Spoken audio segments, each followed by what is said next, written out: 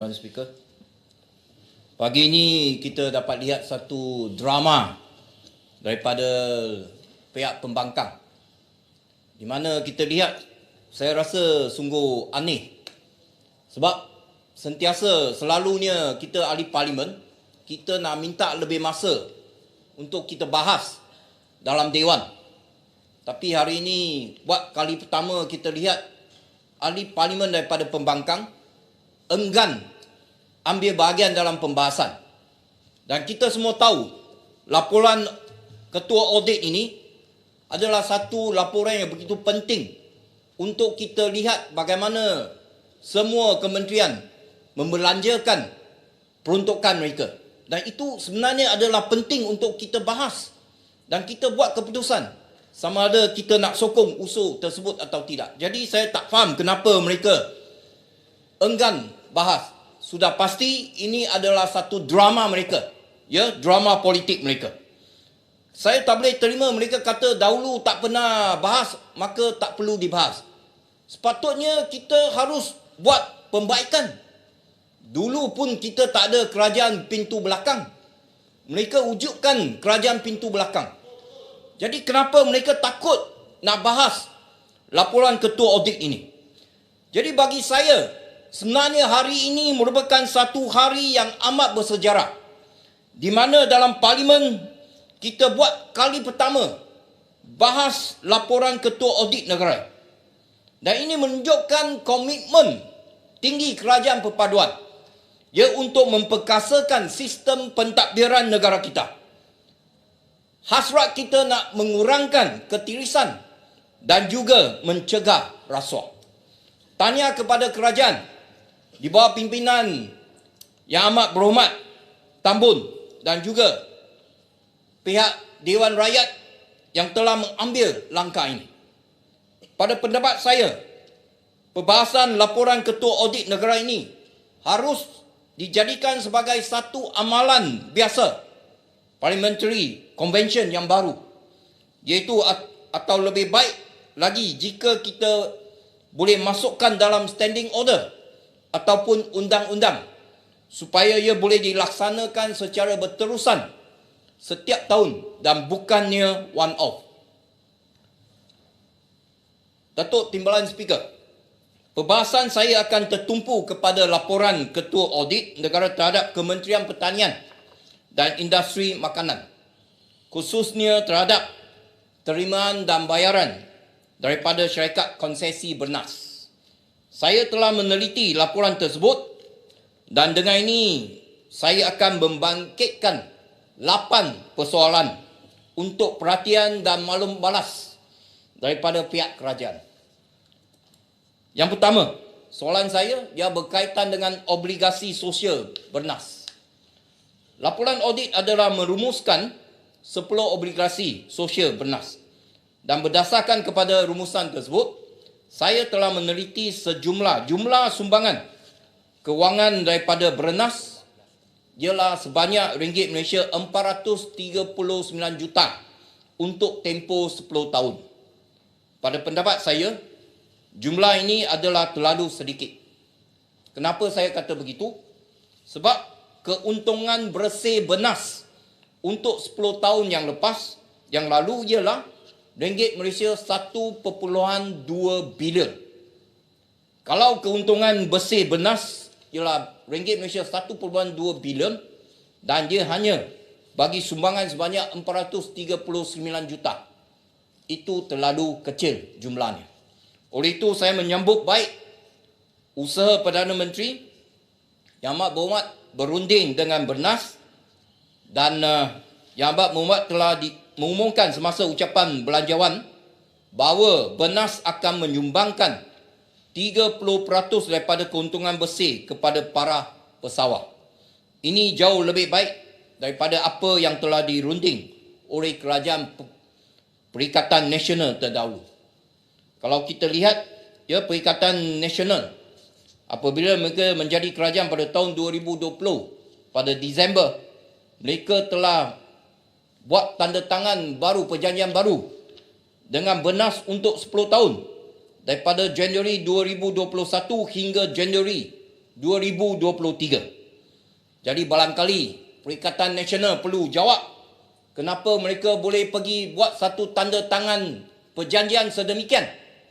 Ya, di luar sana kononnya mereka mempertahankan hak pesawat, tetapi mereka pergi buat perjanjian dengan bernas yang menindas para pesawat.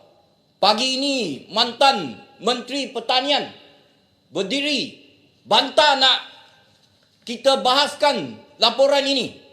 Sepatutnya dia tampil ke Parlimen dan jawab kepada kita. Kenapa pada ketika dia menjadi Menteri Pertanian, dia boleh pergi setuju dengan perjanjian yang menindas para pesawat. Jadi di sini saya juga ingin memohon perincian lanjut daripada kementerian mengenai sumbangan 30% ini. Adakah jumlah ini adalah tambahan ke atas sumbangan obligasi dalam perjanjian konsesi ataupun sebahagian daripada yang telah maktub dalam perjanjian tersebut? Apakah mekanisme penerimaan dan juga pembayaran wang tersebut?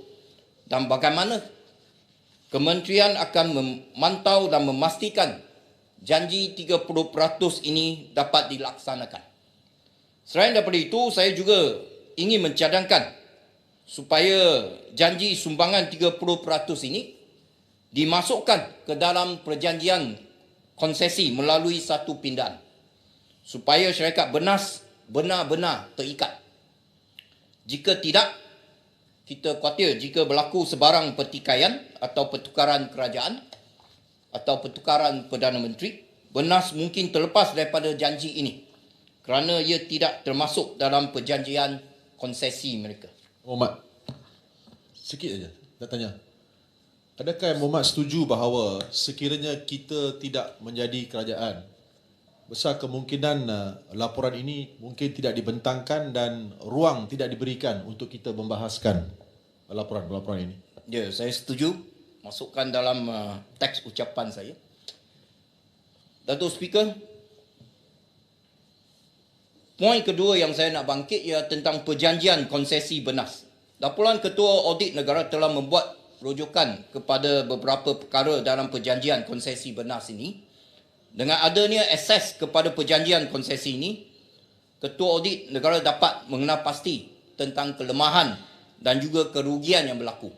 Jadi cadangan saya adalah supaya kerajaan menerbitkan perjanjian konsesi tersebut secara terbuka, supaya orang ramai tahu apa isi kandungan perjanjian tersebut, supaya rakyat tahu muka sebenar kerajaan Perikatan Nasional pada ketika itu.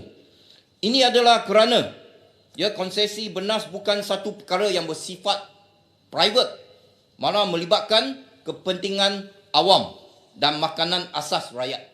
Dia adalah penting. Oleh itu adakah kerajaan bersetuju untuk menerbitkan perjanjian ini atas dasar kepentingan awam dan ketelusan, supaya orang ramai dapat bersama-sama memantau perkara ini dan lihat muka sebenar, PAS dan bersatu. Poin yang ketiga, monopoli bernas. Sebagaimana yang kita sedia maklum, konsesi bernas telah diperbaharui oleh kerajaan PN pada tahun 2021. Walaupun sebelum ini kerajaan Pakatan Harapan pada tahun 2018 terancang untuk memansuhkan monopoli tersebut. Pada persidangan parlimen yang lepas, saya telah bertanya sama ada kerajaan perpaduan akan mengkaji semula monopoli bernas ini, dan jawapan yang diberikan ialah kita tidak boleh secara unilateral membatalkan perjanjian konsesi tersebut. Saya setuju dengan jawapan tersebut dan saya memahami, saya faham tentang perkara ini. Namun soalan saya ialah, di dalam perjanjian tersebut adakah terdapat tema ataupun syarat-syarat pembatalan ataupun exit clause? Kerana tema ini memang standard dan akan ada dalam mana-mana perjanjian. Seperti yang dicadangkan sebentar tadi adalah, adakah kerajaan bersetuju untuk menerbitkan perjanjian konsesi ini secara umum? Datuk Speaker, saya minta sedikit masa lagi. Terima kasih, Datuk Speaker. Poin yang keempat, penubuhan akaun amanah. Laporan Ketua Audit Negara menunjukkan kementerian telah gagal menubuhkan akaun amanah untuk menerima semua wang sumbangan daripada BENAS.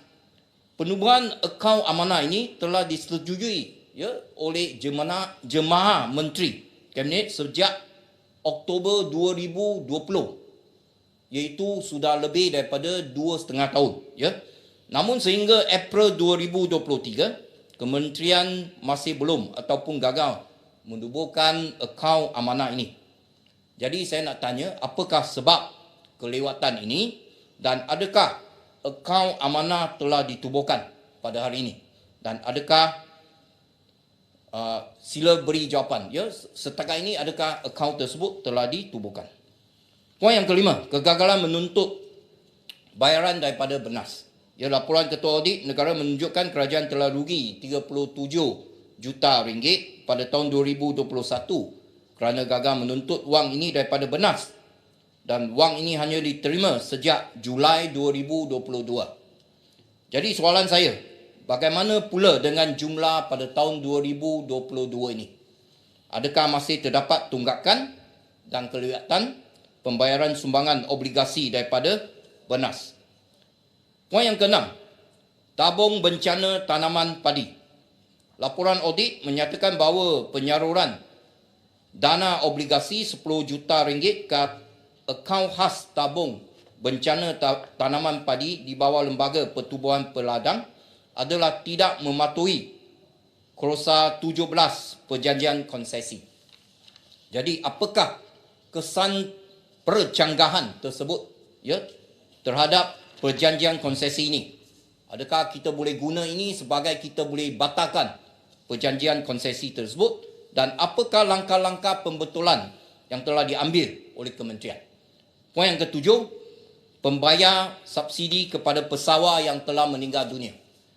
Kalau mengikut laporan, menyatakan sejumlah ringgit Malaysia 0.73 juta subsidi telah terbazir kerana BENAS telah membayar kepada 300 penerima yang telah meninggal dunia. Yang lebih mengejutkan ialah ada daripada penerima ini yang telah meninggal dunia lebih daripada 10 hingga 15 tahun. Jadi adakah ini bermakna untuk 10 tahun yang lepas kerajaan telah tersalah bayar subsidi kepada mereka yang telah meninggal dunia? Selain daripada itu, pembaziran 0.73 juta ini hanya untuk tahun 2021 saja ke? Bagaimana pula untuk tahun-tahun sebelum ini? Adakah kementerian telah menjalankan audit yang lebih mendalam? Dan berapakah jumlah terkumpul pembaziran sejak 10 tahun yang lepas yang telah dibayar kepada mereka yang telah meninggal dunia? Poin yang terakhir, Datuk Speaker, minta maaf. Poin yang terakhir, audit berterusan. Laporan audit ini membuktikan betapa pentingnya kerajaan memantau syarikat BENAS ini, supaya apa yang dijanji dalam perjanjian konsesi benar-benar dipatuhi oleh BENAS. Jika tidak, apa yang dijanji mungkin indah kabar daripada rupa saja. Wang boleh dilihat tetapi tidak sampai kepada akaun pesawar. Oleh itu saya mohon mencelah sikit lagi, ada masa. Saya habiskan nanti saya. Okey, terima kasih. Oleh itu, saya ingin mencadangkan supaya kementerian menjalankan audit pematuhan pada setiap tahun untuk perjanjian BENAS ini. Kementerian tidak perlu tunggu Ketua Audit Negara sahaja, kerana kita faham audit negara ada banyak lagi kementerian untuk diaudit. Maka kerajaan bolehlah melantik syarikat audit swasta yang bertauliah untuk audit.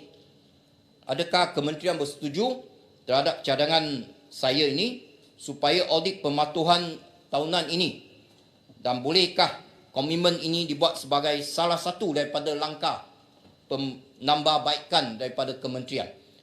Disilakan, insyaAllah. Terima kasih YB Kota Melaka, terima kasih Yang Ketua. Kerajaan terdahulu memperuntukkan program dana jaminan makanan yang dilaksanakan melalui 4 strategi, iaitu pakej rangsangan ekonomi prihatin 190 juta, pelan jana semula ekonomi negara penjana 250 juta, peruntukan kepada negeri-negeri 100 juta, dan projek pembangunan RM460 juta. Namun Jawatankuasa Pengauditan hanya memfokus kepada dana jaminan makanan di bawah prihatin dengan peruntukan 190 juta sahaja. Jadi setujukah Yang Berhormat supaya PSC nanti akan melihat juga secara khusus kepada 3 lagi program dana jaminan makanan ini yang memperuntukkan jumlah hampir 800 juta kesemuanya supaya dilihat ke manakah dana-dana ini sebenarnya diperuntukkan di bawah kerajaan terdahulu. Terima kasih. Ya, saya amat setuju dengan apa yang disebut oleh Shah Alam dan diminta supaya masukkan dalam teks ucapan saya. Sudah pasti 800 juta itu satu angka yang besar. Yang penting ialah kita nak mereka bertanggungjawab. Ya, apabila mereka ada peruntukan, kita nak pastikan supaya peruntukan tersebut dapat diberikan mencapai sasaran kita. Itu yang paling penting, ya, supaya tiada sebarang tirisan yang berlaku, ya. Dengan itu, Datuk Speaker, itu sajalah ucapan saya dan perbahasan saya. Saya memohon penjelasan daripada pihak kerajaan. Dengan itu sekian, terima kasih. Terima kasih Yang Berhormat Kota Melaka. Dipersilakan Yang Berhormat Pekan.